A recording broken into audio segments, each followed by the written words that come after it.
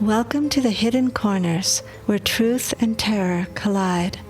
Discover a realm where the lines between the living and the supernatural blur, as you embark on a journey to the paranormal and visit the mysterious hidden corners of your mind.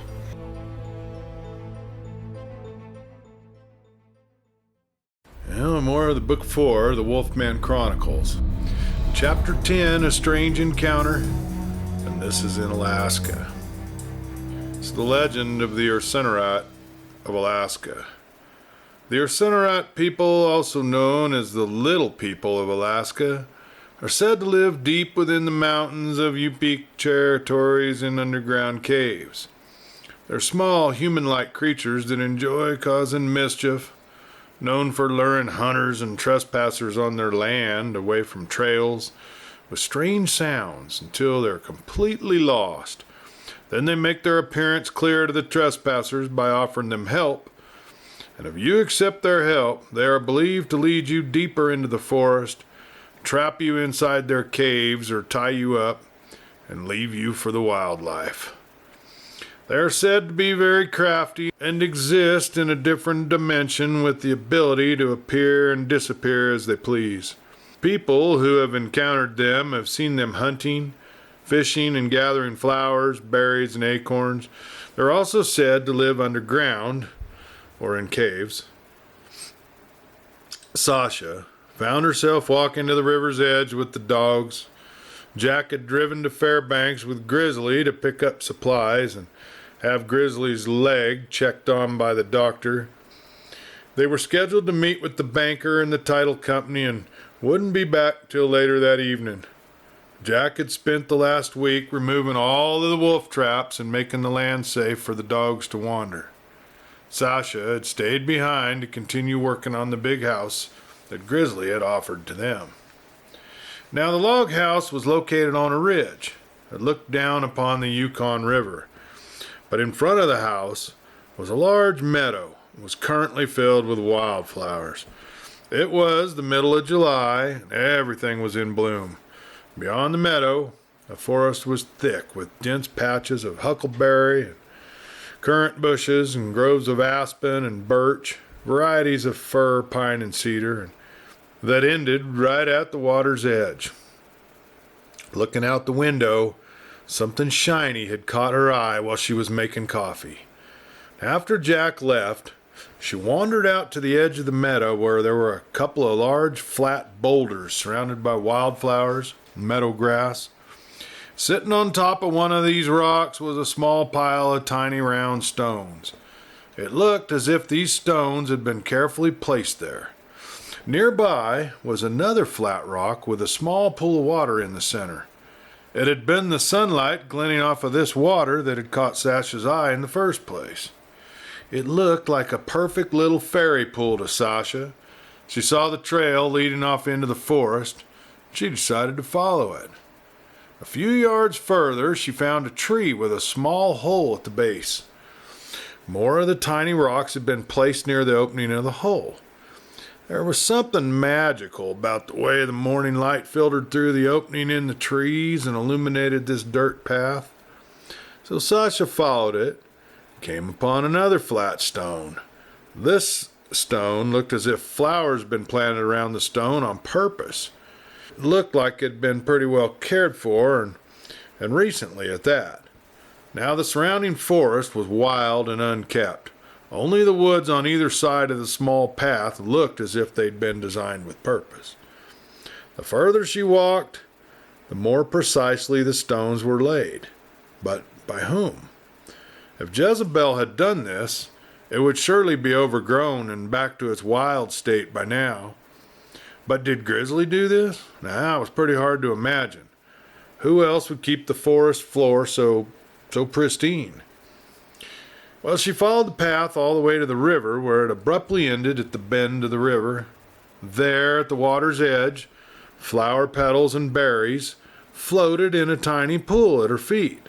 Now Sasha sat at the water's edge, letting her toes dangle in the cold water, entirely entranced by the beauty. It was like being transported back into the fairy tale pages of her favorite children's books. And for the first time in several years, Sasha sat at the water's edge and cried for the daughter she had lost.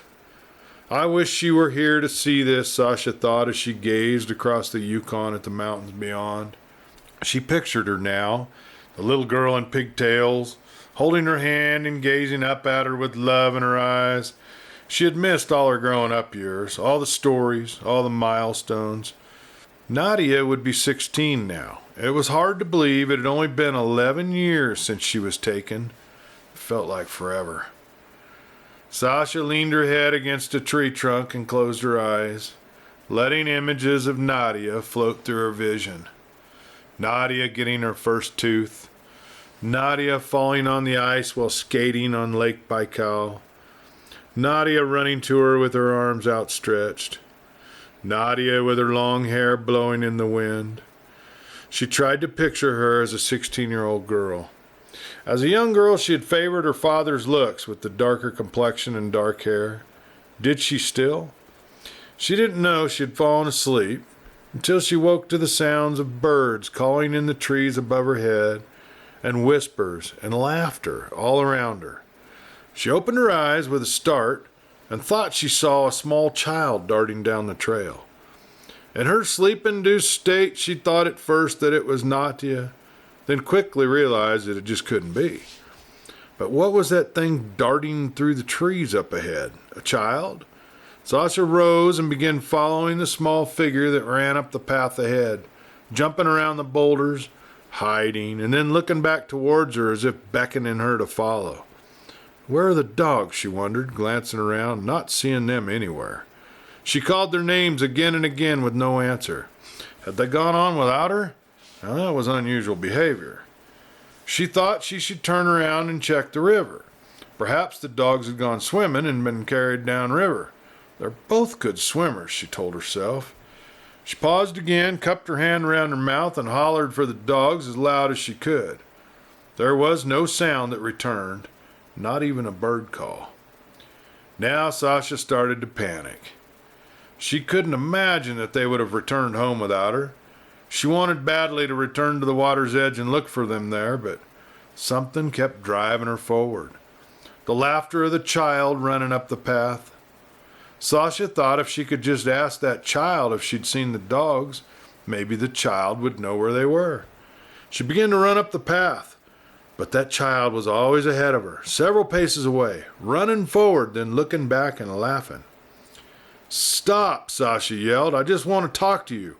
Where are my dogs? But the child just giggled and ran on ahead. If Sasha paused, the child paused. Sasha walked up the path as quickly as she could, but always the child was several paces in front of her. Sasha suddenly realized that the path had changed. It was rockier than she remembered it from earlier. The trees were darker, denser. There were no wildflowers. She whistled and called for the dogs once again and breathed out a gulp of panic. Her heart was racing. She knew it was an incline back to the house, but now the path was very steep and the rocks were large. She struggled to maintain her footing. Something is terribly, terribly wrong, was the last thought she had as she tripped and felt herself falling, her head hitting a large rock, and everything went black. Montoya woke with a splitting headache. He vaguely remembered a strange dream with an ugly dog growling at him. Wait a minute, he thought. Was it a chupacabra? No, it just couldn't be. Just too much tequila. He stumbled out of bed to the smell of burnt toast. The girls were already up and making breakfast. Burnt toast and orange juice. The perfect remedy for a hangover. He started a pot of coffee and tried to tune out the girls' loud voices. Papa, they cried out in Spanish. Did you see the mean dog at the park? Montoya looked at the girls. Was it real? He wondered to himself. Papa, there was a nice lady who walked us home. She said to tell you that you were a very bad papa, leaving us in the park where the mean dog could eat us. Who walked you home? What did she look like? Montoya inquired. She was pretty, said the youngest girl. She smelled good. So Juanita is behind all this, Montoya thought as he slammed his coffee down on the counter. He muttered a few choice words under his breath and walked out of the kitchen. I should have burnt the house down, he muttered under his breath. And Juanita, she'd been silent all night, giving Julian the cold shoulder after his insistence on not wanting to play the role of the chupacabra anymore. At the morning breakfast table, she sat drinking her coffee and just glaring at him. Give me a break, Julian said, breaking the silence. We tried twice to do it your way. We weren't very successful either time. This is not a game, sweetheart. This man is serious enough to start your house on fire. We don't know what else he's capable of. I just think we need to try a different tactic. Don't be angry with me. Juanita set her coffee down on the table. Then she got up and stormed out onto the veranda. Rosa was standing at the stove frying eggs and chorizo. I don't mind her. She does not like to be contradicted. I'm sure you've discovered that by now. But give her a new plan and she'll run with it. Julian nodded and took his coffee out to the veranda. He walked up to Juanita and placed his hand on her back. I have an idea, he said. She did not face him, but he could tell that he had her attention.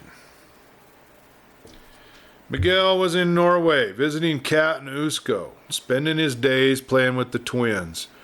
He was amazed at how quickly they were growing and their rapid cognitive development. The two little ones were already toddling around on stubby, wobbly legs, unlike normal human babies that would still be cuddled in their mother's arms, possibly ready to start rolling from their back to their front. He spoke with the doctor about the harmful effects of the rapid development, and he was concerned that at this fast rate, would their brain development keep up with the changes in their bodies? Well, the doctor assured him that as of now, everything appeared to be fine, just accelerated.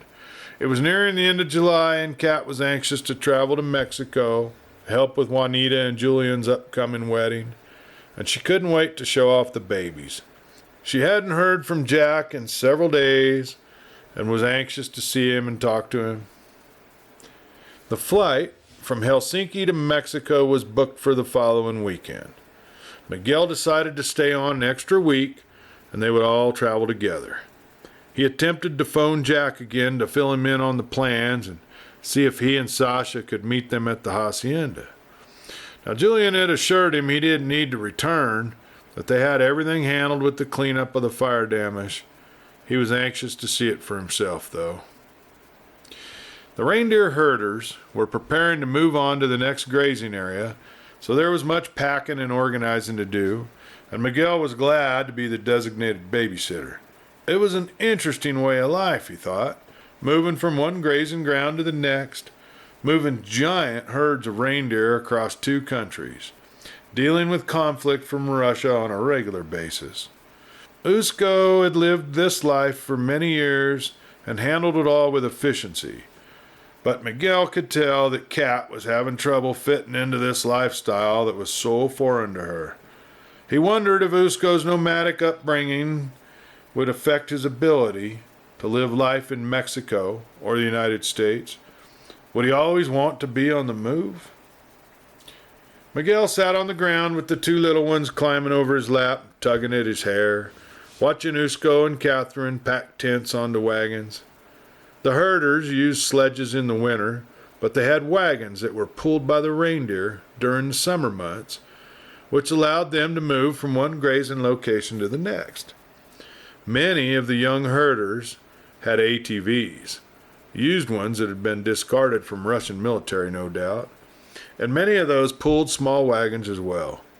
Everything was loaded up, moved to the next location, and then unloaded again.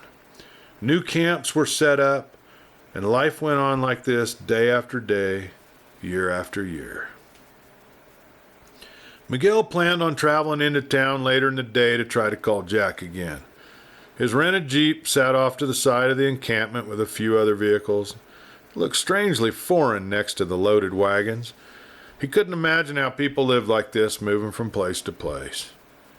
During his last phone conversation with Jack, Miguel had heard the story about Grizzly and the incredible offer the old man had made Jack and Sasha, the large log home and the land they were to acquire upon the man's death. As he sat with the kids, he pondered the likelihood of all of it. Kat and her new family, Julian and Juanita, Jack and Sasha, all living their own style of nomadic travel from house to house, country to country.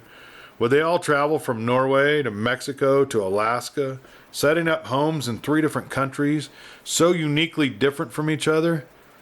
Well, not a bad way to live, he thought to himself. And as he was lost in thought, Catherine walked up and the twins toddled to her with outstretched arms. She grabbed them both in a hug and thanked Miguel for watching them.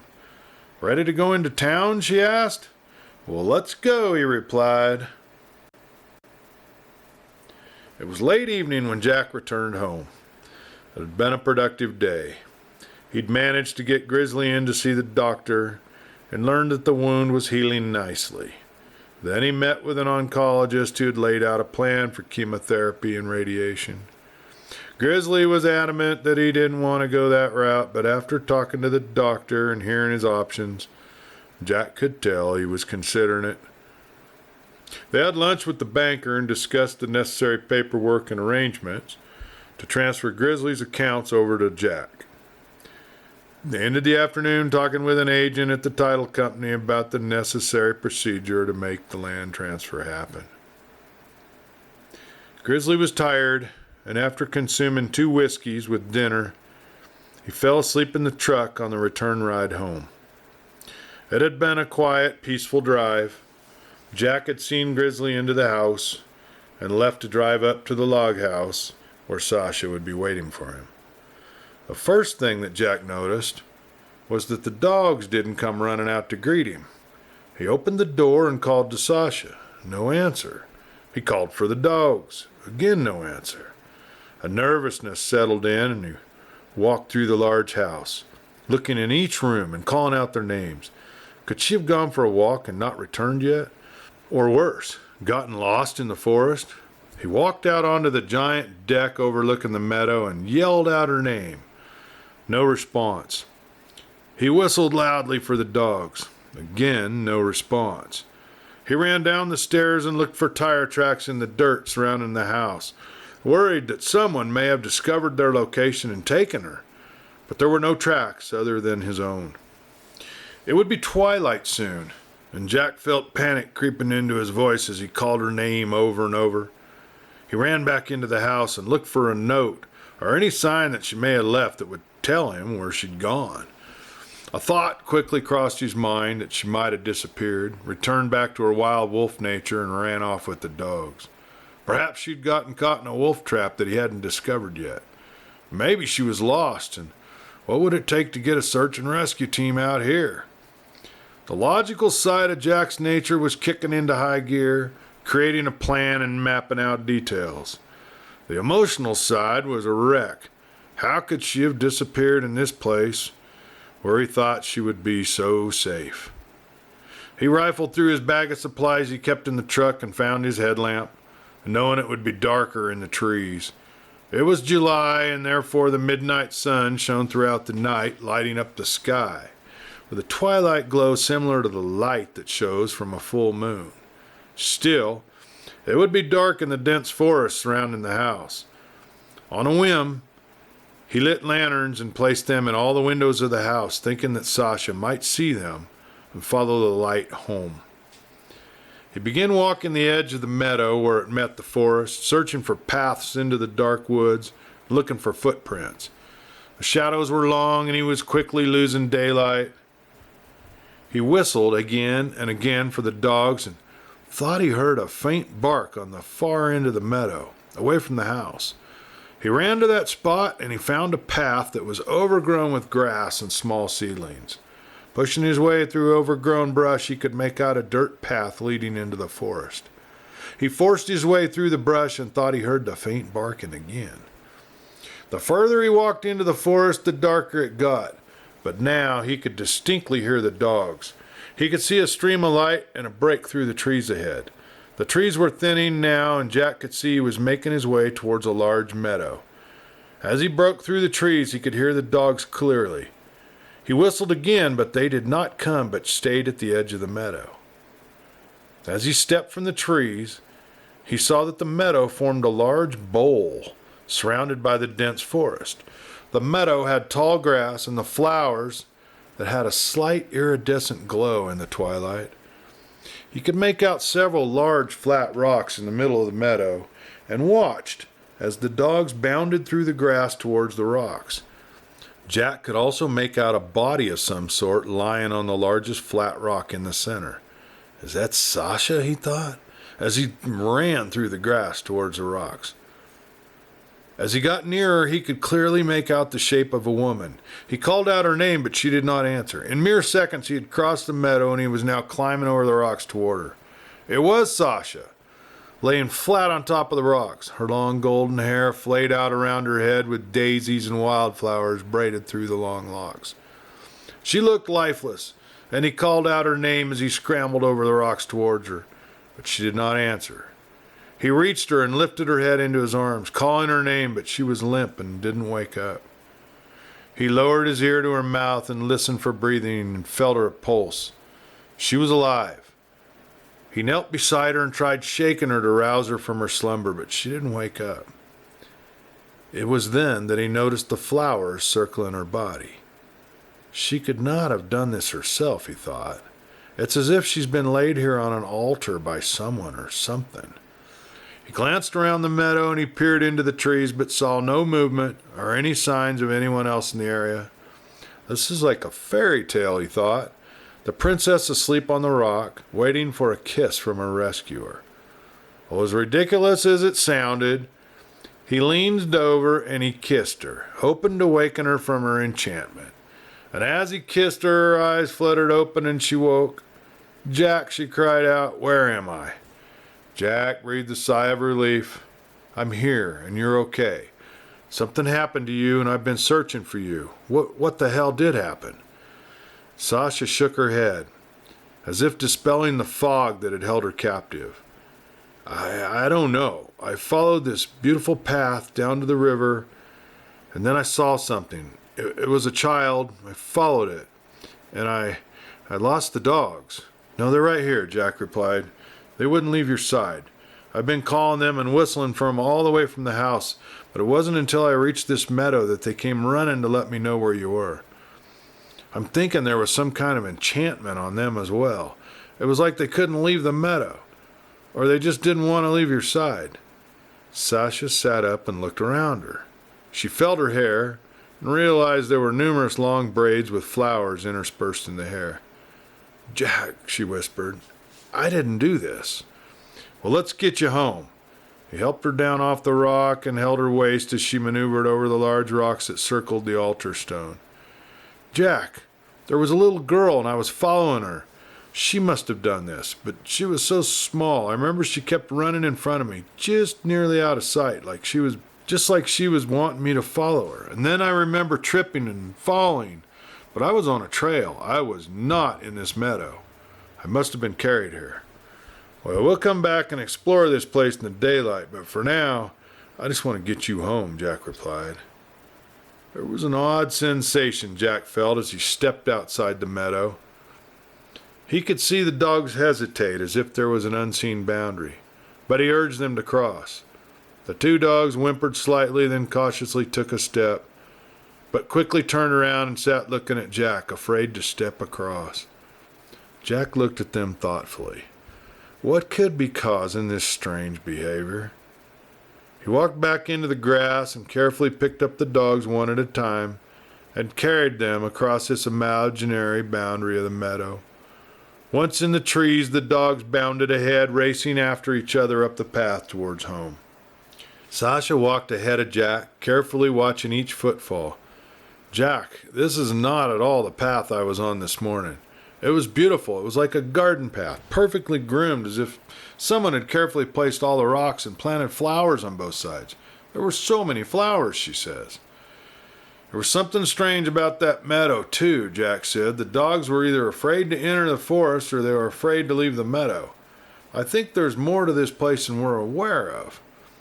Jack did not want to scare Sasha, but he was entirely sure he was heading in the direction of the house. It was dark. It was difficult to determine exactly what direction they were walking. They were following the dogs and hoping their instinct would lead them home. Sasha stopped and faced Jack. I just thought of something. Remember that book I was reading as we were driving here? The one I picked up in Canada. It told all about the Alaskan dogmen and Bigfoot and the werewolf legends in this area. I remember now. There was a story about these Alaskan fairy people. The Ursineret. Jack, do you think they're real? Do you think that's who I was following today?